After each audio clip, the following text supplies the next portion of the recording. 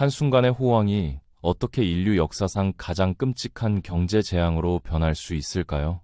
1920년대 미국인들은 마치 영원히 계속될 것처럼 보이는 풍요로움 속에서 살고 있었습니다.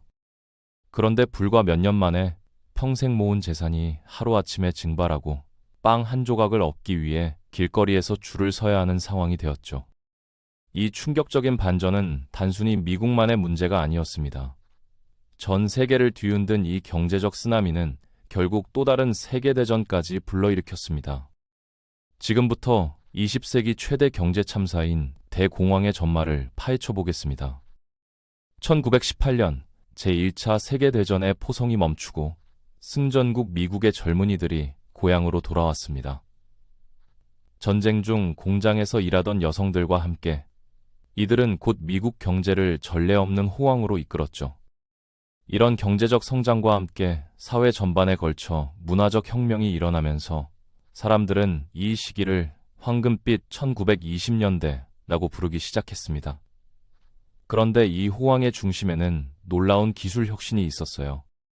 전쟁이 끝나자 미국 전역에 희망과 낙관의 분위기가 가득했습니다.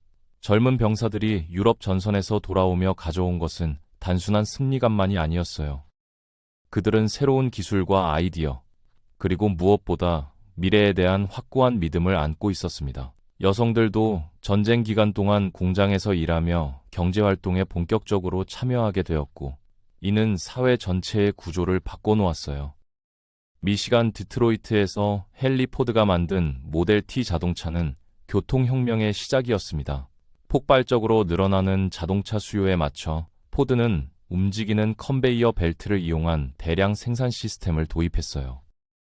이 혁신적인 생산 방식 덕분에 자동차 가격은 1910년 780달러에서 1924년 290달러까지 떨어졌고, 일반 서민들도 자동차를 소유할 수 있게 되었습니다. 1927년이 되자 1500만 번째 모델 T가 공장에서 굴러나왔죠. 정말 모든 사람이 자동차를 하나씩 갖게 되는 시대가 온 것 같았습니다. 포드의 성공은 단순히 한 기업의 성과를 넘어서 미국 전체 제조업의 패러다임을 바꿔놓았어요. 대량 생산은 비용을 획기적으로 줄였고, 이는 곧 더 많은 사람들이 더 좋은 제품을 더 저렴한 가격에 살 수 있다는 것을 의미했습니다. 다른 기업들도 이 성공적인 대량 생산 방식을 빠르게 따라했습니다. 라디오, 세탁기, 청소기 같은 새로운 가전제품들이 쏟아져 나왔고, 라디오를 통한 광고가 발달하면서 본격적인 소비주의 시대가 막을 올렸습니다. 모든 사람들이 최신식 제품을 갖고 싶어 했고, 이런 욕구를 충족시키기 위해 은행들은 대출 조건을 대폭 완화했어요. 사람들은 현재 수중에 돈이 없어도 신용으로 원하는 물건을 살 수 있게 되었습니다. 세상이 정말 좋아진 것 같았죠. 새로운 신용 시스템은 미국 경제에 엄청난 활력을 불어넣었어요. 이전에는 돈을 모아서 사야 했던 것들을 이제는 미리 사고 나중에 갚을 수 있게 되었거든요. 이런 변화는 소비 패턴을 완전히 바꿔놓았고 경제 성장을 더욱 가속화시켰습니다. 그 시절 사람들의 삶은 파티와 축제의 연속이었습니다. 재즈 음악이 거리마다 울려 퍼졌고 사회적 규범도 훨씬 자유로워졌어요. 1920년에 금주법이 시행되었지만 젊은 세대에게는 별로 중요하지 않았습니다. 오히려 파티는 더욱 성대해졌고 사회 분위기는 더욱 개방적이 되었으며 월스트리트는 사람들이 모여드는 희망의 상징이 되었습니다. 그런데 정말 놀라운 일이 벌어지고 있었어요. 여성들은 더 짧은 치마를 입고 머리를 자르며 전통적인 여성상에 도전했어요. 플래퍼라고 불린 이들은 담배를 피우고 술을 마시고 자유롭게 춤을 추며 새로운 시대의 상징이 되었습니다. 남성들도 더 캐주얼한 옷차림을 즐겼고 여가 활동에 더 많은 시간과 돈을 투자하기 시작했어요. 영화관이 전국에 생겨나기 시작했고 스포츠 경기 관람도 대중적인 오락이 되었습니다. 1921년부터 1929년까지 미국 증권시장은 무려 6배나 성장했습니다. 전후 경제 부흥, 쉬워진 대출 조건, 신상품에 대한 엄청난 수요가 이런 폭발적 성장을 뒷받침했죠. 주식 투자로 엄청난 돈을 번다는 소문이 퍼지자 온 국민이 주식 이야기에 빠져들었습니다. 마치 눈덩이가 굴러가듯 주식 가격은 계속 오르기만 했고 사람들은 앞뒤 가리지 않고 평생 저축을 모두 주식에 쏟아부었어요. 심지어 돈을 빌려서까지 주식을 사는 사람들이 속출했습니다. 신문에는 매일 주식으로 부자가 된 사람들의 이야기가 실렸어요. 택시 운전사, 구두 닦기, 이발사까지 모두 주식 투자 이야기를 했고, 사람들은 이런 성공담에 완전히 매료되었습니다. 주식 중개소는 연일 사람들로 북적였고, 주식 시세판 앞에는 항상 군중들이 모여 있었어요. 사람들은 주식 가격이 오르는 것을 보며 환호했고, 더 많은 돈을 투자하려고 했습니다. 그런데 여기서 심각한 경고 신호가 나타나고 있었습니다. 사람들이 주식 가격은 절대 떨어질 리 없다고 맹신하기 시작한 거예요. 이는 주가가 더 이상 기업의 실제 가치와 상관없이 순전히 투기적 심리에 의해 비정상적으로 치솟고 있다는 뜻이었습니다. 주식시장이 연일 신기록을 갱신하고 있었지만 실제 경제 상황은 전혀 다른 모습을 보이고 있었어요. 경제학자들과 금융 전문가들은 이미 이런 현상이 지속 가능하지 않다는 것을 알고 있었어요. 기업의 실제 수익과 주가 사이의 격차가 점점 벌어지고 있었고, 투기 자금이 시장으로 과도하게 몰리고 있었거든요. 하지만 이런 우려의 목소리는 주식시장의 광풍 속에서 거의 들리지 않았습니다. 1920년대 중반부터 경제 성장세와 상품 수요가 급격히 둔화되기 시작했습니다. 유럽 각국은 아직 1차 대전의 상처에서 벗어나지 못했고, 새로운 소비재를 살 여력이 있는 나라는 거의 없었거든요. 이 때문에 전 세계 무역이 정체 상태에 빠졌습니다. 하지만 이런 문제들은 대수롭지 않게 여겨졌어요. 사람들은 여전히 엄청나게 낙관적이었고, 주식시장이 해마다 최고 기록을 경신할 거라고 믿어 의심치 않았거든요. 실제로는 과잉 생산 문제가 심각하게 대두되고 있었어요. 공장들은 계속해서 제품을 만들어냈지만 실제로 이런 제품들을 살 수 있는 소비자들의 소득은 그만큼 늘어나지 않았습니다. 농업 부문도 마찬가지 문제를 겪고 있었는데 생산량은 많았지만 가격은 계속 떨어지고 있었어요. 이런 구조적 문제들이 서서히 경제 전반에 부담을 주고 있었지만 주식시장의 열기는 이런 현실을 가리고 있었습니다. 극도의 탐욕과 비현실적인 기대감이 사회 전체를 지배했습니다. 마진 거래라는 제도를 통해 사람들은 주식 가격의 10%에서 40%만 내고도 주식을 살 수 있었어요.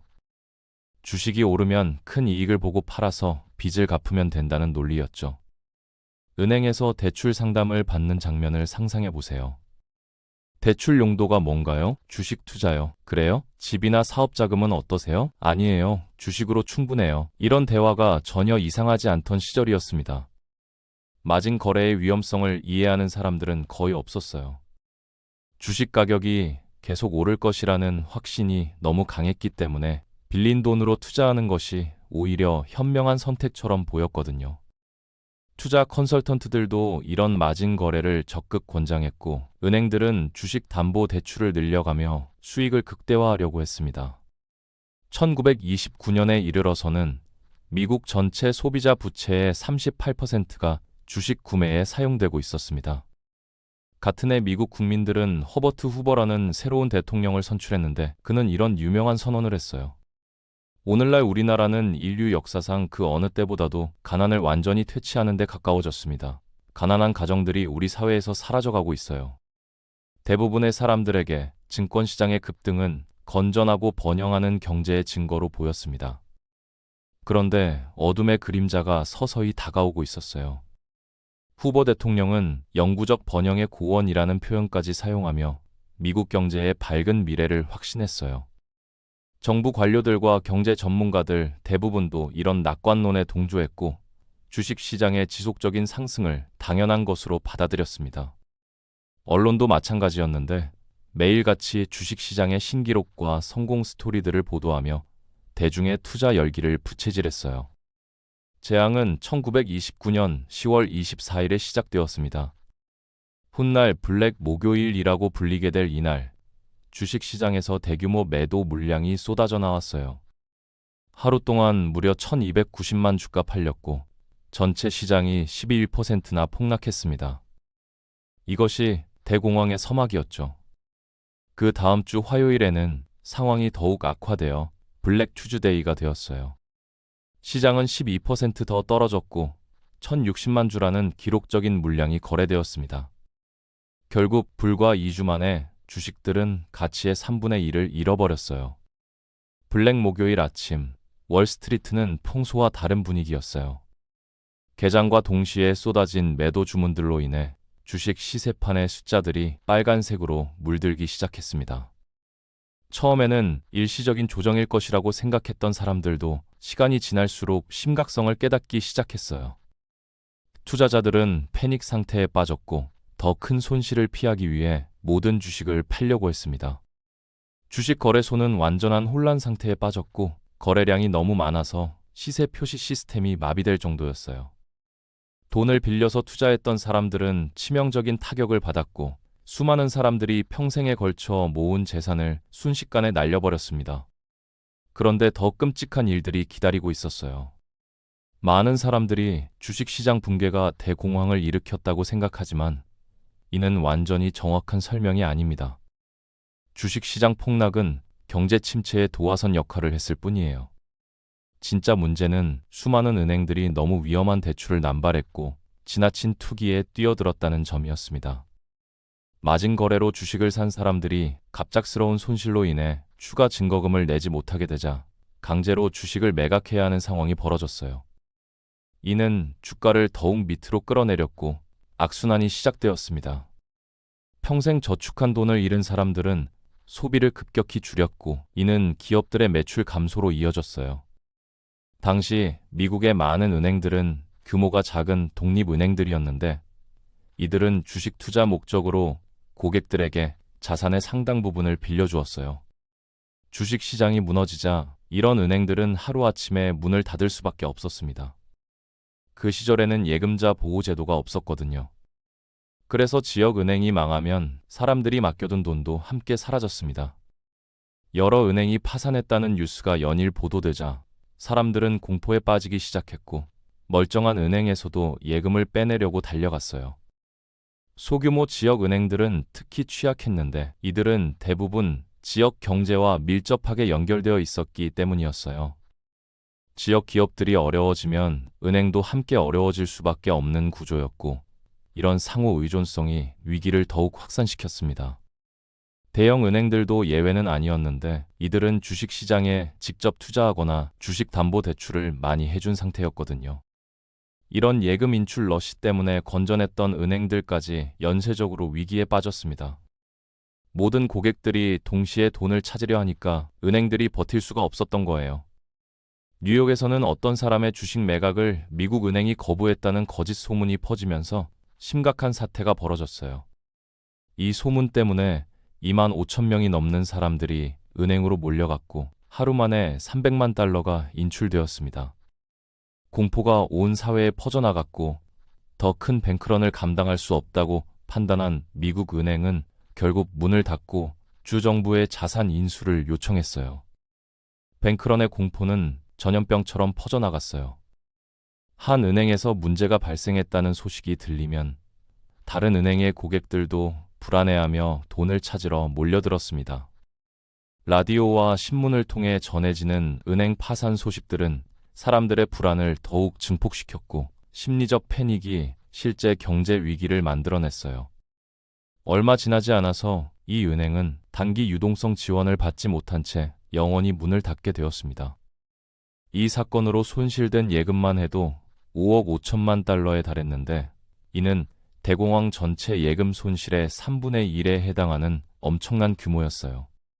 이런 충격이 은행업계 전체에 퍼지면서 많은 은행들이 생존을 위해 대출을 회수하고 자산을 급매하기 시작했습니다. 이 기간 동안 미국 전체 은행의 3분의 1이 결국 문을 닫게 될 거라고 누가 상상이나 했겠어요. 은행들이 대출을 회수하기 시작하자 기업들도 큰 타격을 받았어요. 운영자금을 조달할 수 없게 된 많은 회사들이 문을 닫아야 했고 이는 대량 실업으로 이어졌습니다. 건설업, 제조업, 서비스업 할 것 없이 모든 산업이 동시에 침체에 빠졌어요.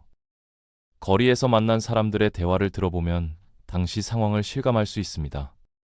안녕 조, 방금 차를 팔았는데 대출금을 갚아야 해서 어느 은행 쓰고 있어? 정신 나간 소리 하지 마. 이제 어떤 은행에도 내 돈 맡길 생각 없어. 사람들이 은행에 돈을 맡기기를 거부하면서 미국의 화폐 공급량은 1929년부터 1933년 사이에 무려 31%나 감소했습니다. 이런 디플레이션은 경제에 치명적인 영향을 미쳤어요. 사람들이 돈을 집안에 숨겨두거나 금고에 보관하기 시작하면서 경제 전체에서 돈의 순환이 급격히 줄어들었어요. 돈이 돌지 않으니 상품이 팔리지 않았고, 상품이 팔리지 않으니 생산을 줄일 수밖에 없었습니다. 생산이 줄어들면 일자리가 사라지고, 일자리가 사라지면 사람들의 소득이 줄어들어 더욱 소비를 하지 않게 되는 악순환이 계속되었어요. 화폐 가치가 오르면 소비자들은 지출을 줄이게 되고, 기업들은 투자를 꺼리게 되며, 빚을 진 사람들의 부담은 더욱 커집니다. 이 모든 것이 임금과 소득 감소로 이어지는 악순환의 고리였죠. 그런데 더 놀라운 것은 연방준비제도 이사회가 이런 통화량 감소와 은행 파산 사태를 그냥 지켜만 보고 있었다는 겁니다. 아무런 개입도 하지 않았어요. 이는 대공황을 필요 이상으로 깊고 오래 지속되게 만든 심각한 정책 실수로 평가받고 있습니다. 연방준비제도는 당시 자유방임주의 철학에 따라 시장이 스스로 회복될 것이라고 믿었어요. 하지만 이런 소극적 대응은 위기를 더욱 악화시킬 뿐이었습니다. 통화량을 늘리거나 은행들의 긴급 자금을 지원했다면 상황이 많이 달라졌을지도 모르는데 안타깝게도 그런 적극적 개입은 이루어지지 않았어요. 이런 상황에서도 허버트 후버 대통령은 문제 해결책을 전혀 찾지 못했고 대공황이 장기화된 책임을 고스란히 떠안게 되었어요. 초기 주식시장 폭락 이후 국내 산업 보호와 외부 세계 차단 정책에 대한 여론이 높아졌습니다. 1930년 그는 미국 농민들과 다른 산업들을 해외 경쟁자들로부터 보호한다는 명목으로 스무트 홀리 관세법을 통과시켰어요. 이 법은 외국에서 들어오는 상품에 대한 관세를 약 20% 올렸습니다. 후보 대통령은 경기가 곧 회복될 것이라고 계속 주장했지만 현실은 정반대로 흘러갔어요. 그는 번영이 곧 돌아올 것이라는 낙관적 메시지를 반복했지만 실업자들과 파산한 사업가들에게는 공허한 말로 들릴 뿐이었습니다. 정부의 경제정책도 상황에 맞지 않았는데 불황기에 균형 예산을 유지하려고 하면서 오히려 경기를 더욱 위축시켰어요. 그러자 25개국이 즉시 보복 조치를 취하며 미국 상품에 관세를 부과했어요. 이 때문에 전 세계 무역이 더욱 급격히 감소하여 1929년부터 1934년까지 66%나 줄어들었습니다. 당시 국제 무역이 미국 경제에서 차지하는 비중은 상대적으로 작았지만 이런 보호주의 정책은 상황을 더욱 악화시킬 뿐이었어요. 결과적으로 대공황은 총 10년 이상 지속되면서 현대 세계사상 최악의 경제 침체로 기록되었습니다. 관세 인상은 특히 농업 분야에 큰 타격을 주었어요. 다른 나라들이 보복적으로 미국 농산물에 높은 관세를 부과하면서 미국 농민들의 수출 기회가 크게 줄어들었습니다. 이미 과잉 생산으로 어려움을 겪고 있던 농업 부문에 또 다른 타격이 된 거죠. 제조업체들도 원자재 수입 비용이 증가하면서 생산 비용 부담이 늘어났고 이는 결국 소비자 가격 상승으로 이어졌어요. 다우존스 지수는 1929년 최고점에서 90%나 폭락했고 수많은 기업들이 대량으로 폐업하면서 실업자가 거리에 넘쳐났어요. 900만 개의 저축 계좌가 사라졌고 9,000개가 넘는 미국 은행이 파산했으며 산업 생산이 중단되고 실업률은 역사상 최고치인 24.9%까지 치솟았습니다. 상황을 더욱 심각하게 만든 것은 미국 중부 지역에서 발생한 극심한 모래폭풍이었어요. 가뭄과 강한 바람이 겹치면서 더스트 보울이라고 불리는 지역의 수많은 농장들이 피해를 입었습니다. 1930년대 초반 미국 중서부 지역은 극심한 가뭄에 시달렸어요. 수십 년간 지속된 집약적 농업으로 인해 토양이 메말라 있던 상황에서 강한 바람이 불면서 거대한 먼지 폭풍이 발생했습니다. 이 먼지 폭풍은 너무 거대해서 때로는 하늘을 완전히 가릴 정도였고 사람들은 낮에도 등불을 켜고 다녀야 했어요. 이는 미국 역사상 최악의 인위적 생태 재앙으로 기록되고 있어요.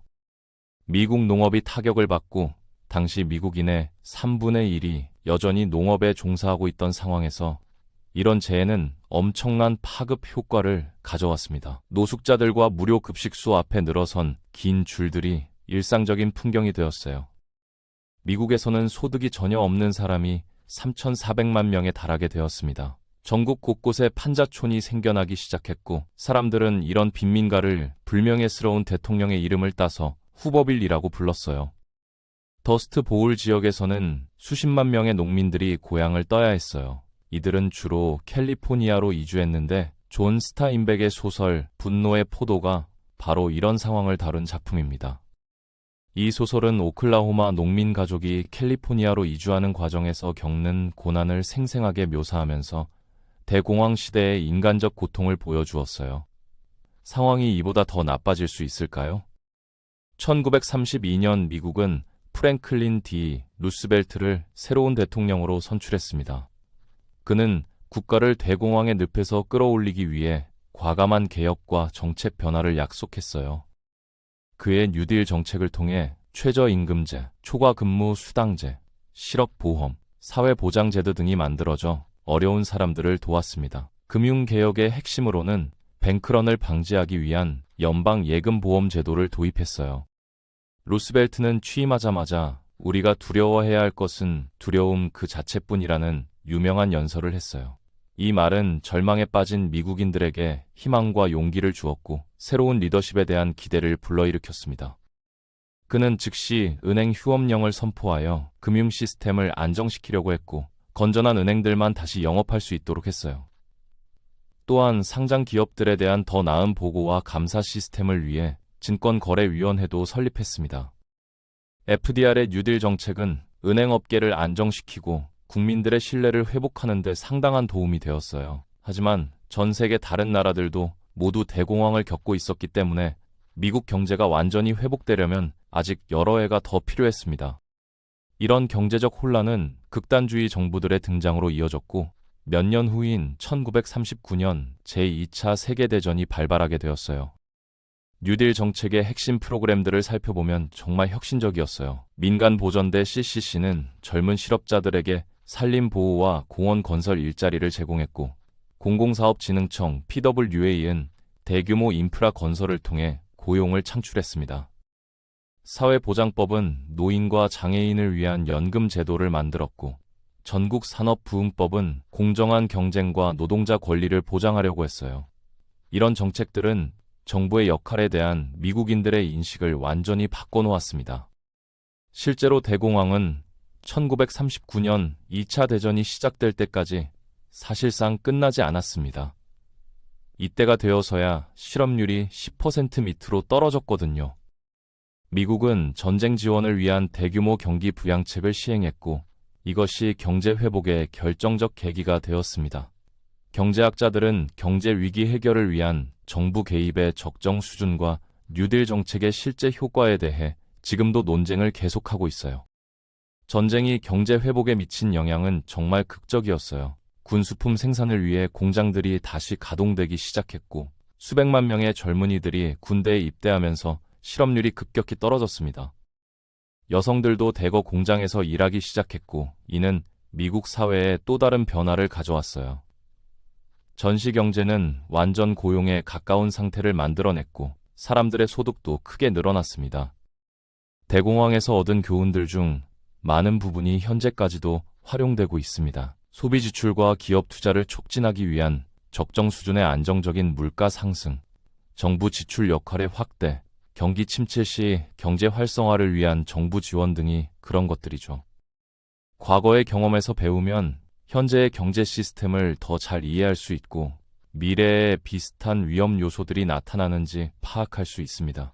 현재의 금융 규제, 예금자 보호제도, 중앙은행의 적극적 개입 정책 등은 모두 대공황의 경험에서 나온 것들이에요. 연방준비제도는 이제 경기 침체 시 적극적으로 통화량을 늘리고 금리를 낮추며 FDIC는 예금자들의 돈을 보호해주고 있습니다. 이런 제도들 덕분에 2008년 금융위기 같은 상황에서도 대공황만큼 심각한 경제 붕괴는 피할 수 있었어요. 결국 사람들을 주식 가격은 절대 떨어질 리 없다는 맹신에 빠뜨린 것은 극도의 탐욕이었고 많은 은행들이 위험한 대출에 뛰어든 것도 같은 이유였어요. 모든 거품 현상과 마찬가지로 과도하게 부풀려진 시장은 언제나 고통스러운 붕괴라는 동일한 결말을 맞게 됩니다. 역사는 반복되고 우리는 그 교훈을 기억해야만 합니다.